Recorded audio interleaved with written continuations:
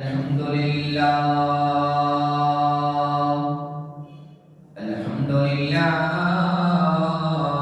رب العالمين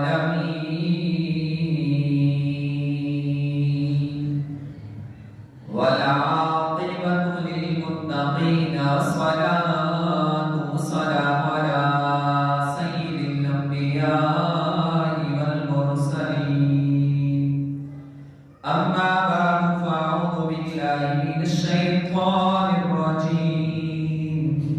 بسم الله الرحمن الرحيم كلا وعد الله الحسنى قال الله تبارك وتعالى في مقام آخر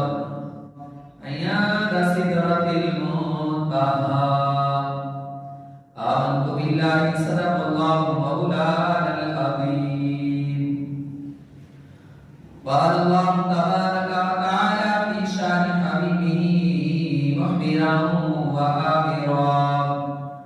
إن الله وملائكته يصلون على النبي يا أيها الذين آمنوا صلوا عليه وسلموا تسليما صلاة والسلام عليك يا سيدي يا رسول الله وعلى آلك وأصحابك يا سيدي يا حبيب الله تمام درود و سلام اللہ خالق ارض و سما کے لیے اور تمام درود و سلام نبی مکرم شفیع معصوم صلی اللہ علیہ وآلہ وسلم کے عظیم بارگاہ میں پیش کرنے کے بعد معزز سامعین کرام خالق ارض و سما کا فضل و احسان ہے کہ اس نے ایک بار پھر اپنا اور اپنے پیارے حبیب کا ذکر کرنے کی ہمیں توفیق اور ہمت عطا فرمائی۔ معزز سامعین کرام، میں نے آپ احباب کے سامنے قرآن مجید فرقان حمید کے دو مختلف مقامات میں سے چند ایک الفاظ پڑھے۔ چند منٹ میں آپ کے سامنے چند معروضات رکھوں گا۔ پہلا جو میرا موضوع ہے، میں نے آپ کے سامنے سورہ حدید پارہ نمبر 27 کی ایک آیت کا ایک چھوٹا سا حصہ آپ کے سامنے پڑھا۔ اللہ رب العزت ارشاد فرماتا ہے کلا وعد اللہ الحسنى۔ یہ آیت مبارکہ صحابہ کرام علیہ رضوان کی شان میں ہے۔ اللہ رب العزت ارشاد فرماتا ہے کہ میں نے تمام صحابہ کے لیے جنت کا وعدہ فرمایا ہے۔ نبی محمد صلی اللہ علیہ وسلم نے ارشاد فرمایا کہ میرے بخاری شریف کی حدیث مبارکہ ہے کہ میرے صحابہ کو برا بھلا نہ کہو، تم میں سے کوئی ایک پہاڑ بہت پہاڑ کے برابر بھی صدقہ کرے تو ان کے ایک سے یا آدھے سے کے برابر بھی نہیں ہو سکتا۔ اور دوسری بھی حدیث مبارکہ بخاری شریف کی جس میں نبی مکرم صلی اللہ علیہ وسلم نے فرمایا کہ سب سے بہترین زمانہ میرا زمانہ ہے، اور اس کے بعد میرے صحابہ کا زمانہ ہے، اور اس کے بعد تابعین کا زمانہ ہے۔ یعنی نبی مکرم صلی اللہ علیہ وسلم نے فرمایا کہ سب سے جو بہتر زمانہ ہے وہ میرا زمانہ ہے، اور میرے زمانے کے بعد سب سے بہترین زمانہ صحابہ کا رحمۃ اللہ رضوان کا زمانہ ہے۔ تو 22 رجب المرجب حضرت امیر معاویہ رضی اللہ تعالی عنہ کی وفات ہے، اسی حوالے سے میں نے یہ آیت مبارکہ اور اس کا مختصر سا مفہوم آپ کے سامنے رکھا۔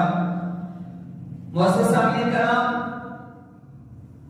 کوئی بھی صحابی ہونے کی حیثیت سے تمام صحابہ کرام علیہ رضوان کی شان برابر ہے، اور تمام ہمارا یہ یقین ہے کہ اللہ رب العزت نے اور آپ کے پیارے حبیب نے ان کو جنت کی بشارت دی ہے۔ ہاں، مقام و مرتبہ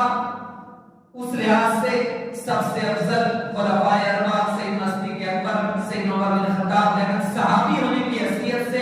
کوئی دنیا کا اتنا بڑا ولی کتب ابدال کیوں نہ ہو، کسی صحابی کے رتبے کو نہیں ہو سکتا۔ میں نے حدیث مبارکہ آپ کے سامنے رکھی کہ نبی مکرم صلی اللہ علیہ وسلم نے فرمایا کہ اگر تم میں سے کوئی بہت پہاڑ کے برابر بھی صدقہ کرے تو ان کے سیر یا آدھے سیر کے برابر بھی نہیں ہو سکتا۔ یہ صحابہ کرام علیہ رضوان کی شان ہے۔ اور حضرت امیر معاویہ رضی اللہ تعالی عنہ تو وہ جو کاتب وحی بھی ہیں اور امت کے یعنی مومنین کے ماموں بھی ہیں۔ آپ کی